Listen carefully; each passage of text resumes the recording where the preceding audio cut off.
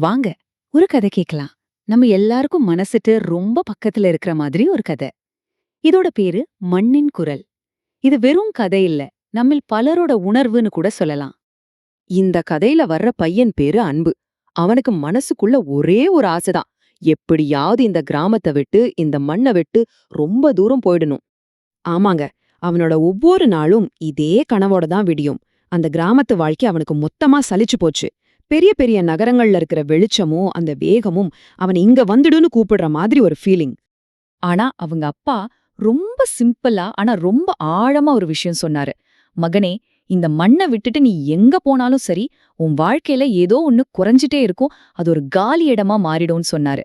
இது வெறும் வார்த்தை இல்ல, ஒரு அனுபவ பாடம். சரி, இப்படியே நாட்கள் போகுது. ஒரு நாள் அதே எரிச்சலோட அன்பு வயல்ல நின்னுட்டு இருக்கான். பாருங்க, அவன் எந்த இடத்த விட்டு ஓடணும்னு நினைச்சானோ அதே இடத்துல தான் நின்னுட்டு இருக்கான். ஆனா மனசுக்குள்ளயும் அந்த நகர வாழ்க்கைய பத்தின கனவு ஓடிட்டே இருக்கு. அப்போதான் திடீர்னு வானம் இருட்ட ஆரம்பிக்குது. மெதுவா மழைத்துளி அவன் மேல விழ ஆரம்பிக்குது.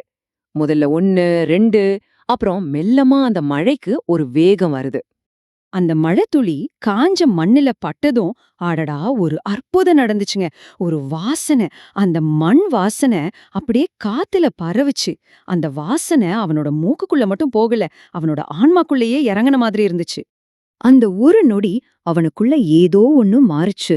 சுத்தி முத்தி பாக்குறான். அந்த பச்சை பசேல்னு இருக்கிற வயல்வெளி, அந்த மண் வாசனைய மறுபடியும் நல்லா இழுத்து சுவாசிக்கிறான். அப்போதான் அவனுக்குள்ள ஒரு வெளிச்சம். தனக்குத்தானே சொல்லிக்கிட்டான், அடடா, நான் இத்தனை நாளா வெளியில தேடிட்டு இருந்த செல்வம் இங்கதானே இருக்கு. அன்னைக்கு அன்புவிக்கு ஒரு விஷயம் நல்லா புரிஞ்சுது. இந்த பணம், புகழ், பெரிய சிட்டி லைஃப் இதெல்லாம் இன்னைக்கு இருக்கும், நாளைக்கு போகும். ஆனா இந்த இயற்கை, இந்த மண், இந்த மழை, இதுதாங்க உண்மையான செல்வம். இது என்னைக்கும் நம்ம கூடவே இருக்கும். இந்த கதை முடியும் போது நம்ம கிட்ட ஒரு கேள்வியை விட்டுட்டு போகுது. அன்பு அவனோட உண்மையான செல்வத்தை அந்த மண்ணுல கண்டுபிடிச்சான்.